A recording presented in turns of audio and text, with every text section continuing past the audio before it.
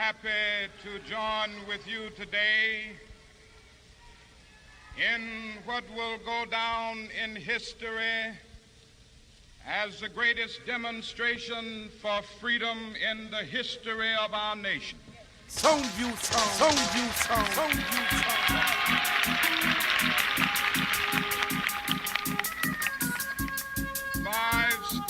50 years ago, a great American in whose symbolic shadow we stand today signed the Emancipation Proclamation. This momentous decree came as a great beacon light of hope to millions of Negro slaves who had been seared in the flames of withering injustice. It came as a joyous daybreak to end the long night of their captivity. But 100 years later, the Negro still is not free. 100 years later, the life of the Negro is still sadly crippled by the manacles of segregation and the chains of discrimination. 100 years later, the Negro lives on a lonely island of poverty in the midst of a vast ocean of material prosperity. 100 years later, the Negro is still languished in the corners of American society and finds himself in exile in his own land. So we've come here today to dramatize a shameful condition. In a sense, we've come to our nation's capital to cash a check. When the architects of our republic wrote the magnificent words of the Constitution and the Declaration of Independence, they were signing a promissory note to which every American was to fall heir. This note was a promise that all men, yes, black men as well as white men, would be guaranteed the unalienable rights of life, liberty, and the pursuit of happiness. It is obvious today that America has defaulted on this promissory note insofar as her citizens of color are concerned. Instead of honoring this sacred obligation, America has given the Negro people a bad check, a check which has come back marked insufficient funds.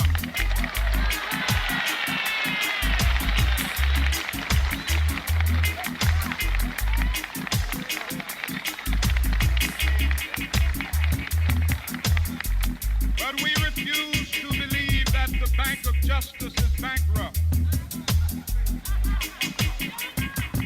We refuse to believe that there are insufficient funds in the great vaults of opportunity of this nation. So we've come to cash this check, a check that will give us upon demand the riches of freedom and the security of justice.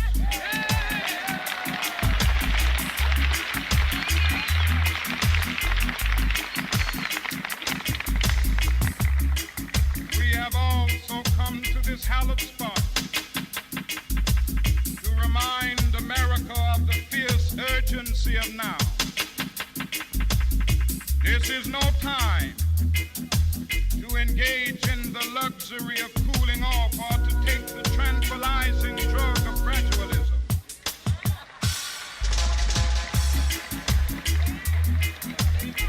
Now is the time to make real the promises of democracy. Now is the time to rise from the dark and desolate valley of segregation to the sunlit path of racial justice. Now is the time to lift our nation from the quicksands of racial injustice to the solid rock of brotherhood. Now is the time to make justice a reality for all of God's children. It would be fatal for the nation to overlook the urgency of the moment. This sweltering summit of the Negro's legitimate discontent will not pass until there is an invigorating autumn of freedom and equality. 1963 is not an end, but a beginning. Those who hope that the Negro needed to blow off steam and will now be content will have a rude awakening if the nation returns to business as usual.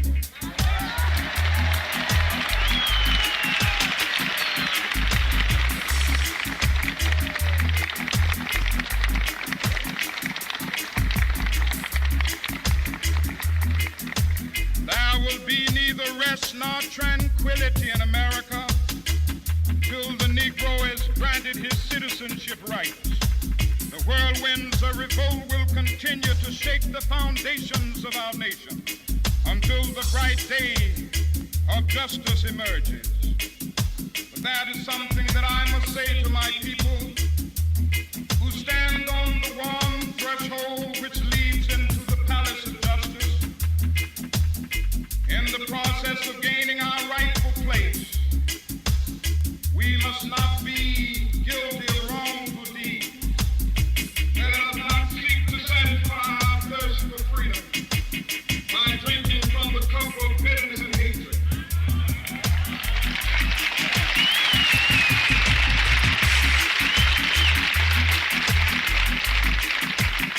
We must forever conduct our struggle on the high plains of dignity and discipline.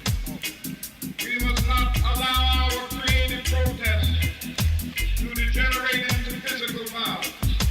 Again and again, we must rise to majestic heights of meeting physical force with soul force.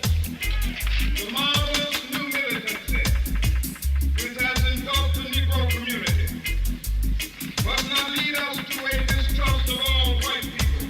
For many of our white brothers, as evidenced by their presence here today, have come to realize that their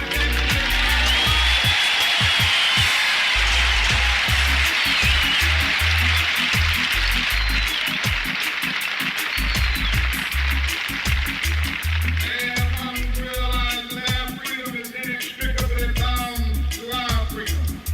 We cannot walk alone. As we walk, we must make the pledge that we shall always march ahead. We cannot turn back. There are those who ask me the devotees of civil rights, when will you be satisfied? We can never be satisfied as long as the Negro is the victim of the unspeakable horrors of police brutality. We can never be satisfied. As long as our body is heavy with the fatigue of travel, cannot gain lodging in the motels of the highways and the hotels of the city.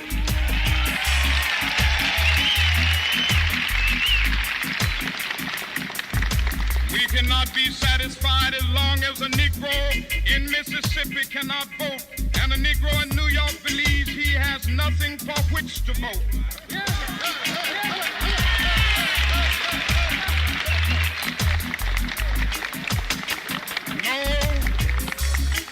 No, we are not satisfied, and we will not be satisfied until justice rolls down like waters and righteousness like a mighty stream.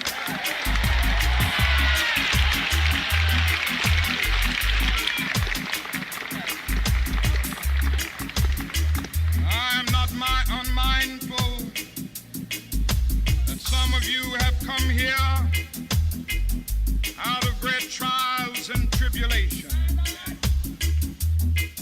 Some of you have come fresh from narrow jail cells.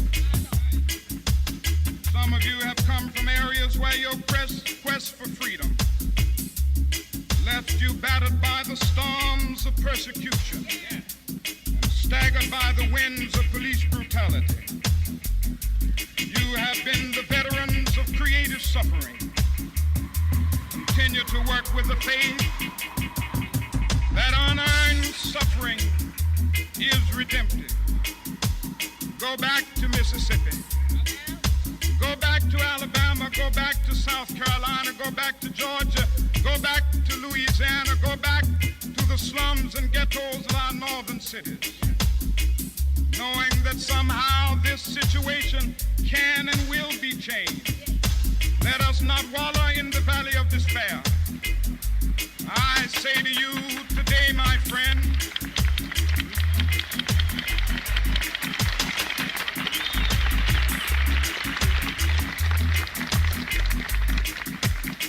so even though we face the difficulties of today and tomorrow, I still have a dream. It is a dream deeply rooted in the American dream. I have a dream that one day this nation will rise up and live out the true meaning of its creed. We hold these truths to be self-evident, that all men are created equal.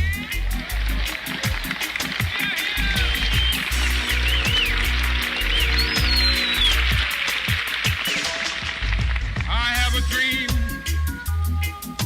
that one day on the red hills of Georgia,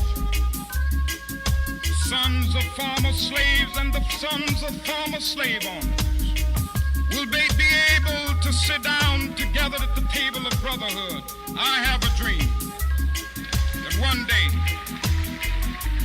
even the state of Mississippi, a state sweltering with the heat of injustice, sweltering with the heat of oppression, be transformed into an oasis of freedom and justice. I have a dream that my 4 little children will one day live in a nation where they will not be judged by the color of their skin, but by the content of their character. I have a dream today.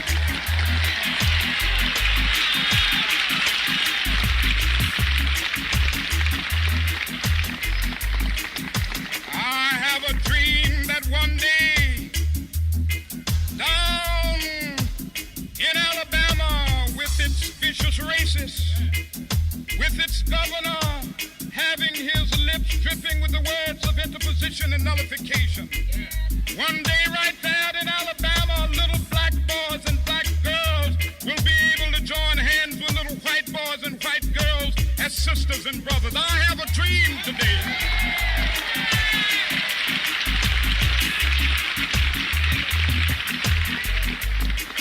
I have a dream that one day every valley shall be exalted. Every hill and mountain shall be made low. The rough places will be made plain, and the crooked places will be made straight. And the glory of the Lord shall be revealed, and all flesh shall see it together. This is our hope. This is the faith that I go back to the South with. With this faith, we will be able to hew out of the mountain of despair a stone of hope. With this faith, we will be able to transform the jangling discords of our nation into a beautiful symphony of brotherhood. With this faith, we will be able to work together, to pray together, to struggle together, to go to jail together, to stand up for freedom together, knowing that we will be free one day. This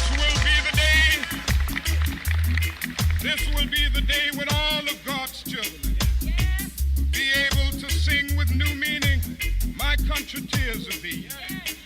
Sweet land of liberty, of thee I sing. Land where my fathers died, land of the pilgrim's pride. From every mountainside, let freedom ring. And if America is to be a great nation, this must become true. So let freedom ring. From the prodigious hilltops of New Hampshire, let freedom ring. From the mighty mountains of New York, let freedom ring. From the heightening Alleghanies of Pennsylvania, let Let freedom ring from the snow-capped Rockies of Colorado. Let freedom ring from the curvaceous slopes of California. But not only that, let freedom ring from Stone Mountain of Georgia. Let freedom ring from Lookout Mountain of Tennessee. Let freedom ring from every hill and molehill of Mississippi, from every mountainside.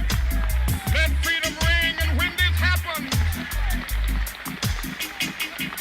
when we allow freedom to ring, when we let it ring from every village and every hamlet, from every state and every city, we will be able to speed up that day when all of God's children, black men and white men,